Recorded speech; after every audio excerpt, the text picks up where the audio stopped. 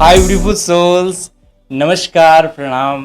तहे दिल से आप सभी का बहुत बहुत स्वागत है। होप आप सभी डिवाइन सोल्स बहुत ही अच्छे हैं। आज का विषय बहुत ही रोमांचक है और बहुत ही इंटरेस्टिंग है। कई लोगों ने एक क्वेश्चन पूछा है जो आपके खुरापाती दिमाग में कई बार आता होगा, और कई लोगों ने ये क्वेश्चन बहुत दिनों से पूछ रहे हैं। आज मैं इस पर डिटेल से बात कर लेता हूँ कि ट्विन फ्लेम सेम जेंडर के हो सकते हैं। जेंडर मतलब अगर फीमेल फीमेल या मेल मेल हो सकते हैं, क्या ऐसा पॉसिबल है या ऐसा कब हो सकता है, इस वीडियो में हम बात करेंगे। साथ ही हम बात करेंगे एक बहुत महत्वपूर्ण विषय पे, जिससे आपकी ट्विन फ्लेम जर्नी बहुत इजी हो जाएगी, बहुत आसान हो जाएगी। और आप अगर सेपरेशन के फेजेस चल रहे हैं या कन्फर्मेशन के लिए कंफ्यूज्ड हैं, तो उसको भी बहुत आसानी से सॉल्व करने की तरफ बढ़ेंगे। जल्दी से वीडियो को शुरू करते हैं। अगर आप इस चैनल पर नए हैं, पहली बार आए, चैनल को सब्सक्राइब, बेल आइकन ज़रूर क्लिक कर लें। सो दोस्तों, ये ट्विन फ्लेम की जर्नी आपको अलाइन करती है कैसे? अगर आपके चक्रा बैलेंस हैं तो आपके माइंड, बॉडी एंड सोल को अलाइन करती है। तीनों स्तरों से आपको परिपक्व करती है, आपको वो बनाती है जो आप इस अर्थ पे बनने आए हैं। कुछ वैल्यूज, प्रेम, करुणा, दया, सौहार्द, इन भावनाओं को सिखाती है। तभी तो आप हृदय चक्र को पार कर पाएंगे, हार्ट को पार कर पाएंगे।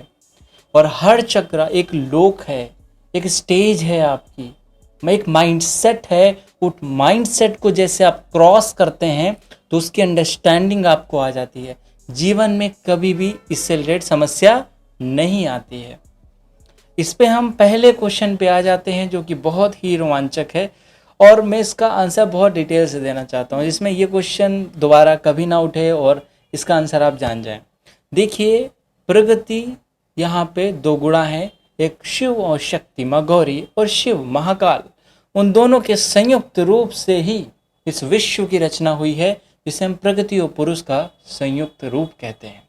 और इसी कारण सब में प्राण है। सब आसपास जो आप देख सकते हैं वो इन दोनों का संयुक्त रूप का ही प्रभाव है। ऊर्जा का संगनित रूप जो होता है वही शिव है। जब ऊर्जा कंडेंस हो जाती है, पदार्थ के रूप में बदलती है, तो वो शिव है। और जब ऊर्जा विस्तृत रूप से होती है तो माँ पार्वती व गौरी है। इन दोनों की प्रगति पुरुष के संतुलन से ही ऊर्जा बनती है। और प्रेम भी यहाँ से संपूर्ण होता है। इन दोनों के बीच प्रेम है। चाहे जितनी बार सेपरेशन आए, शिव से शक्ति बार बार पुनः मिलन करती है।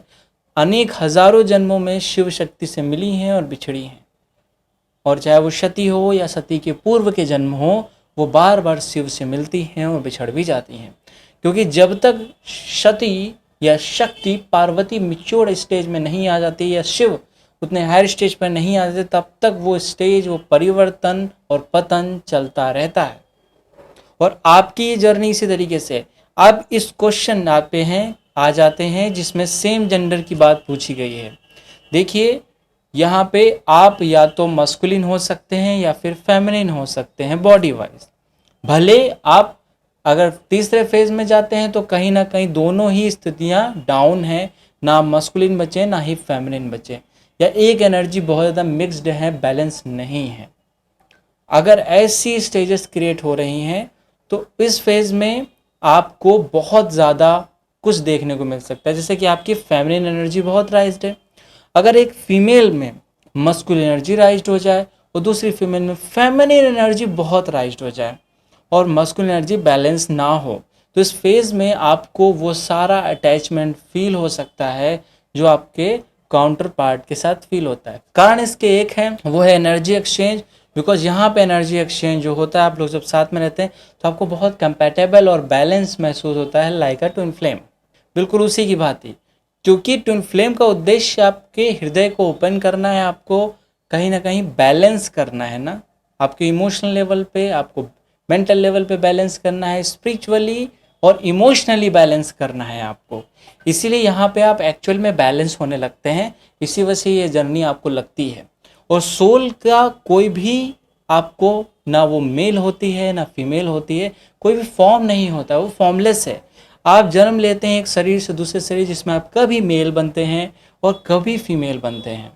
अब मान लीजिए पास्ट में कोई व्यक्ति आपके साथ रहा है, आपका हस्बैंड है, आपका वाइफ है, उसके साथ आपका बहुत गहरा प्रेम है, इंटेंशन बहुत आपका उससे अच्छा है, गॉड कनेक्शन है उसका आपसे, इस बर्थ में वो फीमेल होके जन्म लिया और आपने भी फीमेल होके जन्म लिया, तो उस फेजेस में एक अटैचमेंट, एक प्रेम, एक अट्रैक्शन एक दूसरे के प्रति रहता ही है, एक सम्मान एक दूसरे के प्रति रहता है। लेकिन ऐसा तभी हो सकता है जब रिलेशनशिप, तभी हो सकता है जब एक दूसरे को इम्बैलेंस रूप है। अगर वो दोनों एक दूसरे के बैलेंस रूप होंगे तो प्रेम बहुत गहरा अगाध प्रेम होगा, बट वो कभी भी वो रिलेशनशिप में कन्वर्ट नहीं होगा। और ऐसे केसेस में भले ट्विन फ्लेम हो, लेकिन फिर भी वो रिलेशनशिप बैलेंस करने में एक दूसरे को बहुत दिक्कत आएगी। मैं आपको बता देता हूँ, ऐसे केस भी होते हैं जब सेम जेंडर होता है, लेकिन वो बहुत ज़्यादा डिस्टर्ब होते हैं, इमोशनल फ्लैक्चुएशंस होता है, उसको हील करने में बहुत सारी हीलिंग की रिक्वायरमेंट है। सिर्फ इनर हीलिंग या शैडो वर्क ही इम्पॉर्टेंट इसमें नहीं है, इसमें आपको मंत्र चैंटिंग, इसमें आपको बहुत सारे और तंत्रा करने हैं, जिसकी वजह से आप अपनी बॉडी को, अपनी सोल अर्ज को बैलेंस कर सकें। कुछ लोगों को अंदर से लगता है कि मेरी ये एनर्जी मस्कुलिन है फीमेल होने के बाद भी। तो ये जो फेजेस हैं, इन फेजेस को एक एक करके समझना होगा। इसका आंसर फाइनली यही है कि सेम जेंडर पॉसिबल है, लेकिन वो इम्बैलेंस केसेस में ही पॉसिबल है।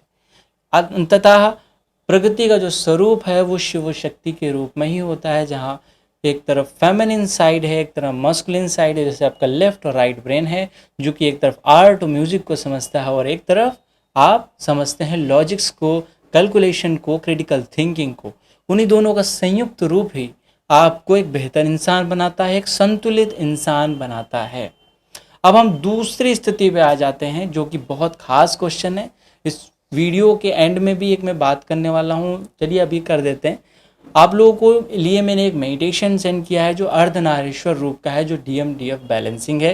वो खास मेडिटेशन है क्योंकि वो हमारे ट्विन फ्लेम मेडिटेशन के प्लेलिस्ट से भेजा गया है, जो कि बहुत इंपॉर्टेंट प्लेलिस्ट है और वहाँ पे जनरली बहुत हाई लेवल के मेडिटेशन है, और वो मेडिटेशन टेलीग्राम पे अभी डाला गया है।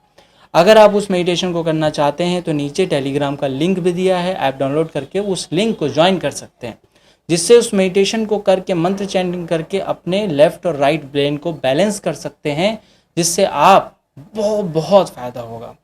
इस फेज़ में हम देखते हैं एनर्जी एक्सचेंज पे।